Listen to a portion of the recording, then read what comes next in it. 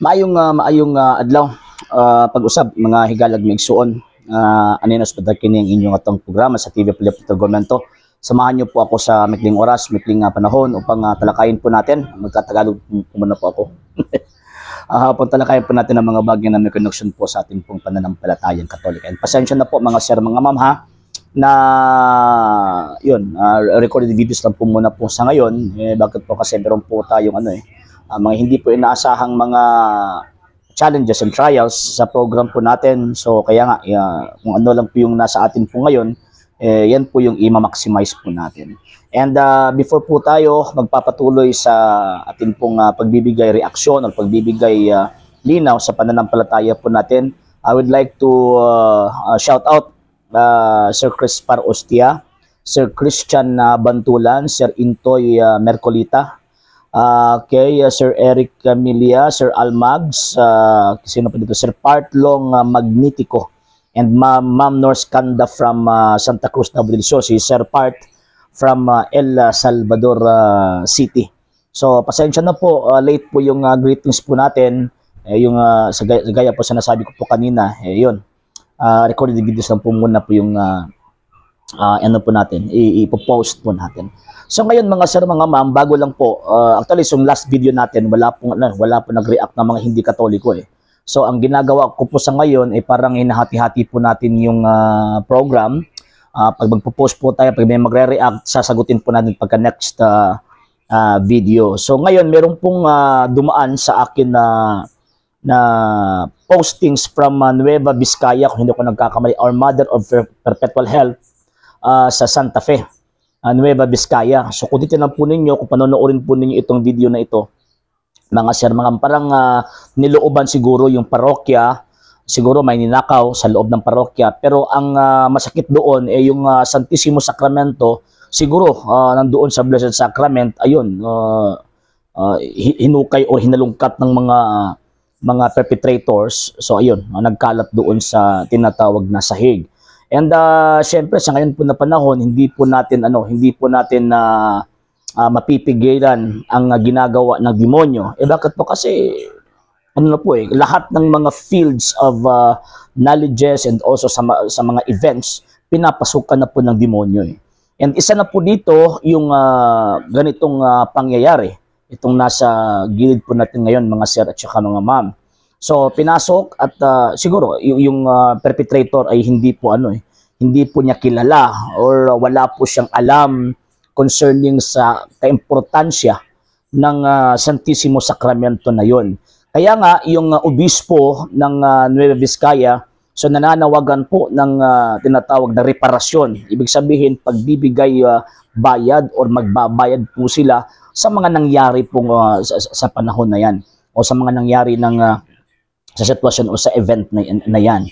So tama naman po yan. Bakit po? Kasi ang Santissimo Sacramento po kasi ayon sa turo ng Santa Iglesia Katolika Apostolica Romana, ang Santissimo Sacramento hindi lang po siya purely bread and wine. After the consecration, after po mangyayari po yung tinatawag na consecration, matatransubstantiate po yung bread and wine into the body and blood of our Lord Jesus Christ. So presente po ang Panginoon sa sakramento na yon.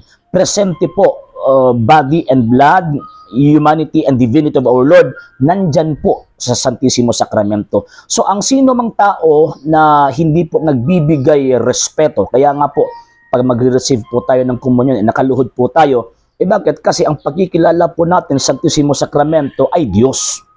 Diyos po na nakikita po natin sa appearance ng bread, sa appearance po ng wine.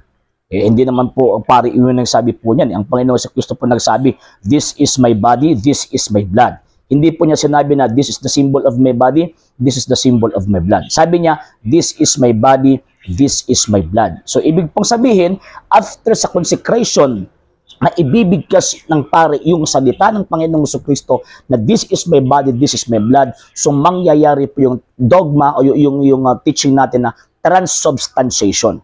So yung appearance of bread and wine after the consecration, mananatili po siya, pero yung substance po niya, ayun, mag-change po yun sa totoong blood and flesh of our Lord Jesus Christ.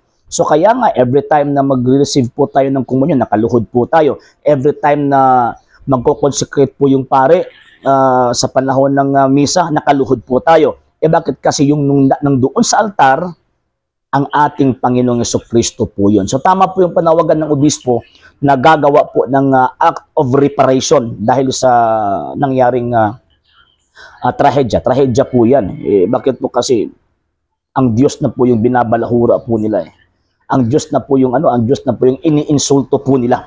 So tama po 'yun, gagawa po ng act of reparation. And at the same time by tradition po kasi every time na meron pong ganyan na mangyayari, isesarado po yung parokya at gagawa po ng I think parang 9 days or siguro mga 40 days na magmo-mourn po yung parokya dahil po sa nangyari.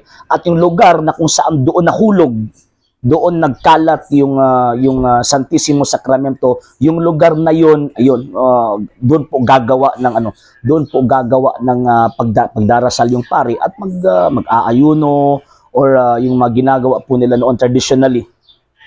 Para again, makita po ng Panginoong Diyos na tayo pinagsisisi sa mga ginawa po nila or tayo po magbabayad sa mga ginawa ng mga perpetrators. So kaya nga every time na meron po mangyayari na ganyan, mga sir, mga ma'am, or kahit na pinasok po yung parokya, pagkatapos binasag yung mga imahen, gagawa din po ng act of reparation. Bakit? Kasi it is against or it is an insult to God. No, pag images indirectly insulting God. Pag tinatawag na Santissimo Sacramento directly. Bakit? Kasi totoong katawan at dugo po yun ng ating Panginoong Jesucristo. And tayo naman po, magdarasal din po tayo para sa parokya. And magdarasal din po tayo sa Panginoong Diyos na sana hindi po mangyayari po sa ating mga parokya po yan. And ituro po natin yung importansya ng sakramento at yung doktrina ng Santa Iglesia Catholic Apostolic Romana concerning the sacrament of the Holy Eucharist. Kasi pag maturo po yan doon sa mga bata, pag maturo po yan doon sa mga Katoliko, na hindi po nila alam yung pananampalataya po natin after na mangyari po yung catechism, so mangyayari na magiging mahal po natin yung pananampalataya po natin.